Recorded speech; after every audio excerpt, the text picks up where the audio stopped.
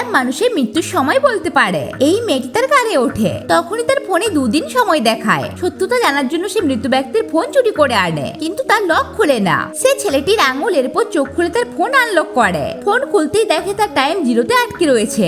মেয়েটি তার ফোনে টাইম কমতে দেখে ঘাবড়ে যায় আর ওই অ্যাপ ডিলিট করার চেষ্টা করে, কিন্তু অ্যাপ যায় না। রেগে গিয়ে সে তার ফোন ভেঙে দেয় আর নতুন ফোন কিনতে যায়, কিন্তু ওই ফোনে ওই অ্যাপ ইনস্টল হয়ে যায়। যখনই সে কারে বসে ফোন বলে আর 20 ঘন্টা বাকি আছে, আর রিভার্স ক্যামেরায় একটা ভূতের চেহারা দেখা যায়। একটা ছেলে আছে যে নিজে ওই অ্যাপের সমস্যায় ফেসেছিল, আর দুজনে একসাথে হয়ে যায়। দুজনে একটা পণ্ডিতের কাছে আসে। পণ্ডিত বলে যদি অ্যাপের কোড বদলানো যায় তাহলে প্রাণ বাঁচতে পারে। দুজনে মোবাইলের দোকানে আসে আর টাকা দিয়ে নিজেদের সময় বাড়িয়ে নেয়। মেয়েটি এবার তার ফোনে 90 বছরের সময় দেখে, তাই সে তার ছোট বোনের বয়সও বাড়িয়ে দেয়। কিন্তু এই খুশি বেশিক্ষণ স্থায়ী হয় না, কারণ ছেলেটি বাথরুমে অদ্ভুত আওয়াজ শুনতে পাচ্ছিল। অন্যদিকে ছোট বোনের রুমে লাইট ব্লিঙ্ক করতে লাগে আর একটা কালো ছায়া তার দিকে এগিয়ে আসে। মেয়েটি ভয়ে তার বন্ধুদের ডাক দেয়, আর যখন সে আসে তখনই একটা ভয়ানক হাত তার বিছানার উপরে সে তাকে ধরার চেষ্টা করে।